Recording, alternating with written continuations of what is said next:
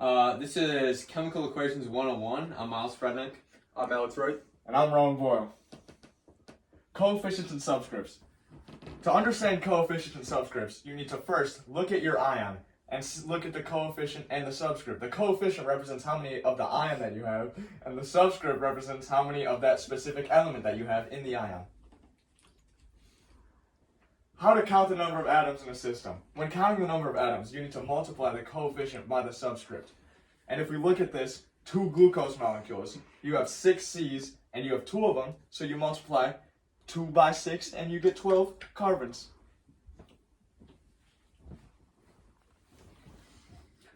Skeleton equations. So skeleton equations are the simple form of a chemical reaction with a plus between every chemical formula. It is an equation that displays the reactant and product formulas with no indication of relative proportions.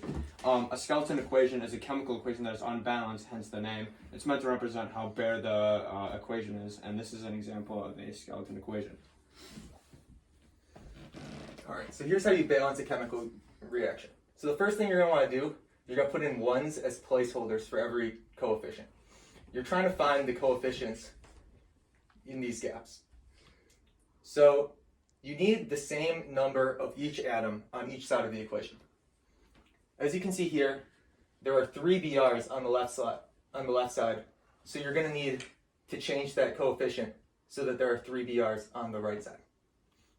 But it's still not balanced because now there are 3 Ks. So you need to change this coefficient to match that. Alright, here's another example of a chemical equation that you need to balance. So we're going to use the same first step of ones as placeholders. But now we can see that this is not balanced because there are 3 O's and 1 O2 here. So there are 2 O's on the left side and 3 on the right. So in order to make this work, we're going to need 6 O's on each side. So that's 2 of the Al2O3s and 3 of the O2s. But it's still not fully balanced because now we have 4 Als on the right side and only 1 on the left. So now we just have to change that last coefficient to make it work. And as you can see here, there are 4 Als on the left side. This is what it would look like in the diagram sense. And 4 Als on the right side if you were to count them. As well as 6 O's on the right side and 6 O's on the left side. Differentiating a chemical and a physical change.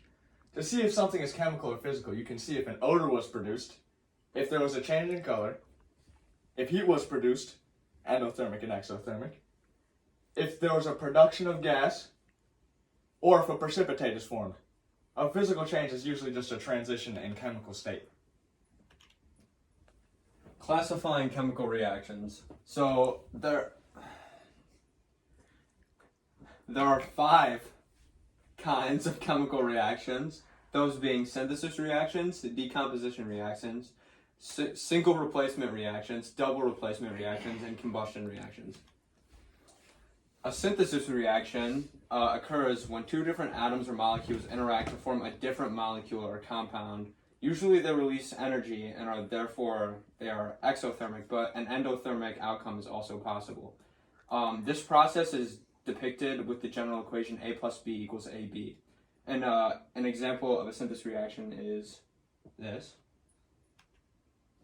Decomposition reactions. A decomposition reaction takes place when one reactant breaks down in 2 or more products. This process is depicted by the general equation AB equals A plus B. This type of reaction is the opposite of synthesis. An example of a decomposition reaction is this. Single replacement reactions. A single replacement reaction, sometimes called a single displacement reaction, is a reaction that occurs when one element in a compound is substituted for another. This process is depicted by the general equation A plus BC equals AC plus B. And this is an example of a single replacement reaction. Double replacement reactions. In a double replacement reaction, the negative and positive ions of 2 compounds switch places to form 2 new compounds. Double replacement reactions generally occur between substances in aqueous solution. The process is depicted by the general equation AB plus CD equals AD plus CB. A and C are cations, positive ions. B and D are anions, negative ions. And an example of a double replacement reaction is this.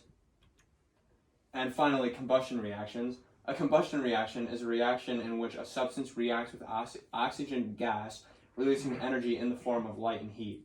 Combustion reactions must involve O2 as one reactant, with carbon dioxide, water, and heat as products. Inorganic combustion reactions might not form all of those products, but remain recognizable by the reaction of oxygen. An example of a combustion reaction is, and that's it. Yeah.